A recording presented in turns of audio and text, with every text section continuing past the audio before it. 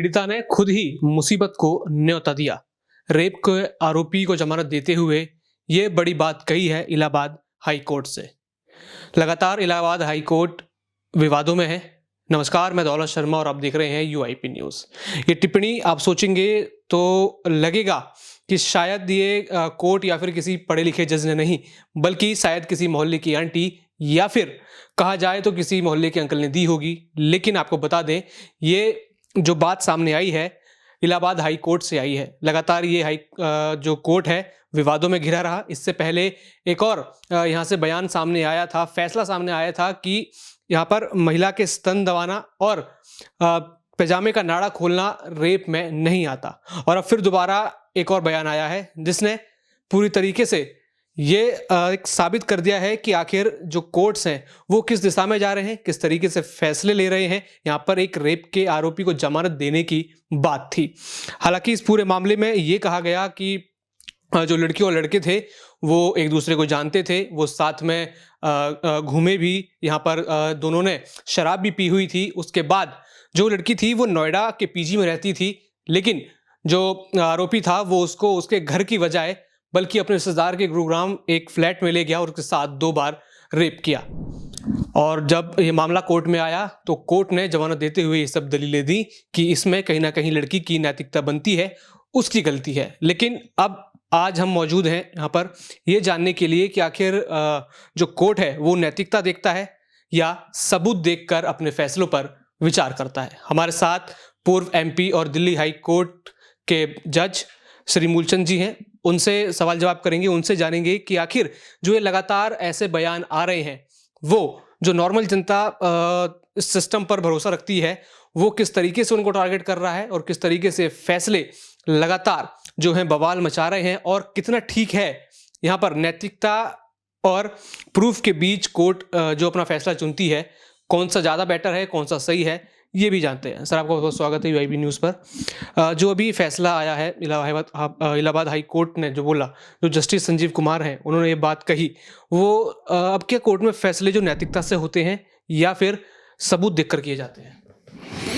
सामान्यतः कोई भी जो फैसला है वो जो एविडेंस के आधार पर होता है। ये कहना कि भाई दूसरी पार्टी उसमें हिस्सेदार है तो वो एविडेंस को ख़त्म नहीं करती। लेकिन ये ज़रूर है कि एक पर्टिकुलर किसी विषय के बारे में जब हम बात करते हैं तो उस विषय की पूरी बात को समझकर ही हम इस निर्णय पर पहुंच सकते हैं कि इसमें जो करने वाला है उसकी कितनी गलती है, और हम क्या कह सकते हैं कि वो उस पूरे वातावरण में स्वयं जिम्मेवार है या दूसरा व्यक्ति जिम्मेवार है।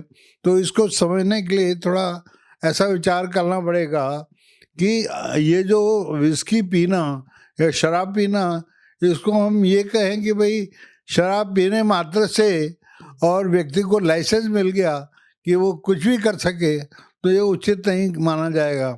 उसका कारण है कि विस्की पीना is not something which is not usual, it is unusual.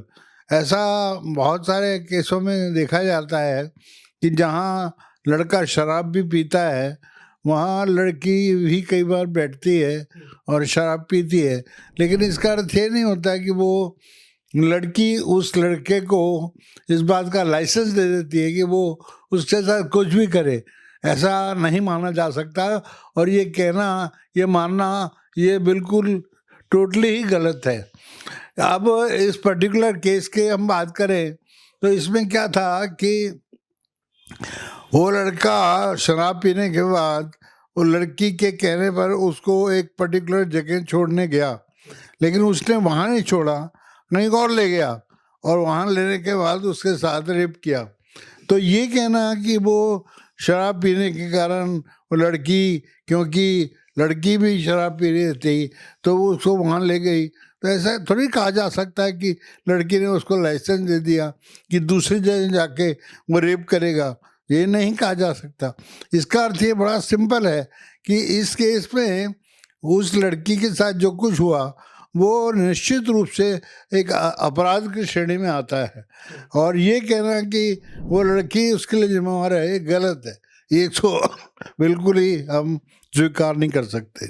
लेकिन क्या लगता है कि किस आधार पर ये कहा गया होगा कि लड़की को ही सलाह दे दी गई, जो पीड़िता है उसको ही कोर्ट सलाह दे देता है कि ये तुम्हारी गलती है, तुमने खुद मुसीबत में न्योता दिया? हाँ, मैं जैसे कह रहा हूँ कि इसमें लड़की की गलती है, ऐसा कहना ही गलत है। उसका कारण है कि लड़की ने ये थोड़ी कहा कि तू मुझे दूसरी जगह ले चल और वहाँ तू जो मर्जी करना। लड़की ने ये कहा कि मुझे एक पर्टिकुलर जगह छोड़ दे, और उसकी जगह वहाँ छोड़ा नहीं, उसको दूसरी जगह ले गया, और ले जाने के बाद और उसका दुरुपयोग किया उस कंसेशन का, जहाँ उसको लेके गया वहाँ ले जाने का अधिकार नहीं था उसको, और लड़की ने कंसेंट में नहीं किया था कि वो मुझे वहाँ ले जाकर वहाँ कुछ भी करेगा। तो ये कहना कि लड़की को आप वहाँ ले गए और लड़की ने क्योंकि शराब पे रखी थी तो लड़की ने आपको इनवाइट किया और she became a party to the crime, that is not a correct understanding of law. तो क्या सरकार को भी, जैसे ये देर रात तक ये पब खुले रहते हैं, यहाँ पर शराबें वहाँ पर बटती हैं, लोग जाते हैं, तो क्या सरकार को इस पर रोकना चाहिए? कहीं ना कहीं इस चीज़ की गलती है, लोग ऐसा कहते हैं कि इस चीज़ की गलती है, ये सब चीज़ें हैं, तो अगर आप एक लड़की को दोषी ठहरा रहे हो तो कहीं ना कहीं इन चीज़ को भी दोषी ठहराना चाहिए। देखिए, शराब पीना एक आदत है। शराब पीने में कई बार व्यक्ति लड़की के साथ लड़का भी पीता है और दोनों पीते हैं, और ऐसी भी स्थिति आती है जब जहाँ लड़का ज़्यादा पीता है लड़की उसको समझाने की कोशिश करती है, लेकिन लड़की भी लड़के के साथ पीती है। परंतु ये कहना कि लड़की के शराब पीने के कारण से उसने लाइसेंस दे दिया, ये समझना गलत है। ये बेसिकली ये गलत नोशन है। जैसे अब लगातार हम देख रहे हैं इलाहाबाद हाई कोर्ट तो विवाद में ही है। पहले जस्टिस यशवंत वर्मा, फिर उसके बाद एक और बयान आता है कि स्तन दबाना और पजामे का नाड़ा खोलना रेप में नहीं आता, फिर ये आ रहा है। तो आप क्या देख रहे हैं, जो जुडिशरी सिस्टम है वो कहीं ना कहीं अब लोग भ्रम में आ रहे हैं कि वहाँ पे भी इंसाफ मिलेगा कि नहीं, कि यहाँ पे भी बेवजह की दलीलें देकर आपको रफा दफा कर दिया जाएगा? देखिए, ये व्यक्ति की अपनी समझ की बात है।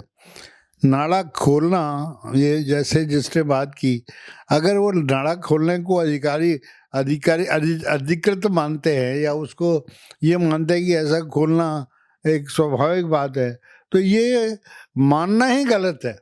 ये बेसिक अंडरस्टैंडिंग ही गलत है, सोच ही गलत है। क्योंकि जब आप उस तरह की एक स्थिति निर्माण कर देते हैं तो उसमें कुछ भी हो सकता है। इलाहाबाद लगातार जो हाई कोर्ट है अब वो सुर्खियों में आ रहा है, वो लगातार विवाद हो रहा है। इससे पहले बयान था जो भी मैंने कहा वही मैं रिपीट करता हूँ कि स्तन दबाना और नाड़ा खोलना रेप में नहीं आता। फिर उसके बाद ये आता है कि वो महिला खुद जिम्मेदार थी। तो ये जो भाषाएं अब ऐसी हो रही हैं या फिर एक तरीके से जो स्टेटमेंट आ रहे हैं वो कैसे मानते हैं? मेरा ये कहना है कि ये लड़की लाइसेंस दे रही है, ये बात ये सोचना ही गलत है।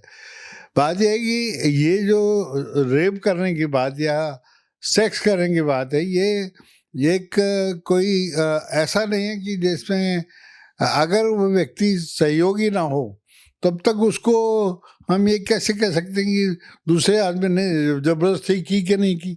वो तो जब उसके सहयोग के बाहर कोई व्यक्ति करता है तो वो अपने आप में ही वो रेप माना जा सकता है। क्योंकि अगर आप उसके कहने से नहीं करते और अपने आप करते हैं तो वो जाती है तो वो रेप पे आ जाता है। तो ये बड़ा आखिरी सवाल है मेरा आपसे। कहते हैं कि कोर्ट का फैसला आखिरी फैसला। अब कोर्ट ने फैसला कर दिया, जमानत दे दी। अब सोशल मीडिया पर हम क्या देख रहे हैं कि लोग इसको सही बता रहे हैं, यानी जो भी हुआ, यानी लड़की ने नैतिकता खोई या फिर जो भी सब हुआ उसको राइट बताना, कहीं ना कहीं अब ये जो कोर्ट के फैसले हैं लोगों की सोच को प्रभावित कर रहे हैं। ऐसा है कि कोर्ट का फैसला सही है ये कहना या गलत है ये कहना, ये कोई कहने की स्थिति नहीं है। उसका कारण है कि जो भी फैसला किया जाता है उसकी सारी परिस्थिति को देखकर ही हम ये कह सकते हैं कि फैसला ठीक किया गया या नहीं किया गया। हमारा इस केस के अंदर, जिस पर्टिकुलर केस की हम बात कर रहे हैं, उसमें लड़की ने उसको ये नहीं कहा कि भाई तुम मेरे साथ जो मर्जी करो। लड़की ने कहा कि मुझे तुम फलाने जगह छोड़ देना, उसने फलाने जगह छोड़ने की जगह दूसरी जगह ले गया, और दूसरी जगह शराब उसने पी रखी, उसने पी रखी, उसने रेप कर दिया। तो रेप करना उस व्यक्ति की कमी है जिसने किया है। लड़की क्योंकि उस सिचुएशन में वो विरोध नहीं कर पाई होगी, या किया भी होगा तो हम ये नहीं कह सकते उसने विरोध नहीं किया। तो इसलिए ये कहना है कि लड़की वो उसके कारण वो जो उसने किया वो लड़के ने ठीक किया, ऐसा नहीं माना जा सकता। तो बिल्कुल इलाहाबाद हाई कोर्ट की टिप्पणी पर पूर्व जज उनकी ये राय थी।